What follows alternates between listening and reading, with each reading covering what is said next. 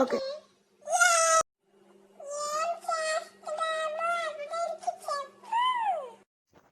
Okay చెప్తాను.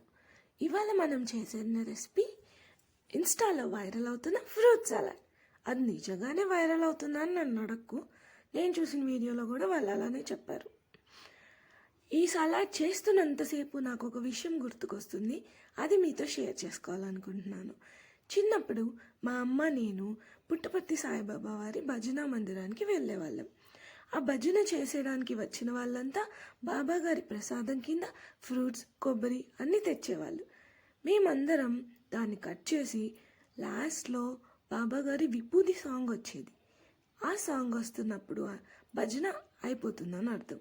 అప్పుడు మేము చకచకా వెళ్ళి పిల్లలమందరం కలిసి ఆ ఫ్రూట్ సలాడ్ని అందరికీ ప్రసాదంలాగా పంచిపెట్టేవాళ్ళం. నాకు ఈ సలాడ్ చేస్తున్నంతసేపు అదే విషయం గుర్తుకొచ్చి ఎంతో సంతోషంగా అనిపించింది. అయితే ఆ ఫ్రూట్ సలాడ్లో ముక్కలు పెద్దగా కట్ చేయడం వల్ల నచ్చిన ఫ్రూట్స్ తినేసి మిగిలిన అమ్మ వాళ్ళకి ఇచ్చేసేవాళ్ళం.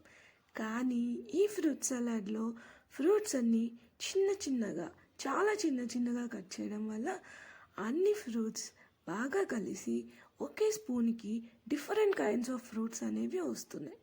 దానివల్ల అన్ని ఫ్రూట్స్ యొక్క పోషకాల్ని మనకి చక్కగా అందుతాయి. ఇందులో ఇంకా హనీ, లెమన్ వేయడం వల్ల టేస్ట్ చాలా బాగుంది. ఓకే చిట్టి, నువ్వు తిని ఎలా ఉందో చెప్పు.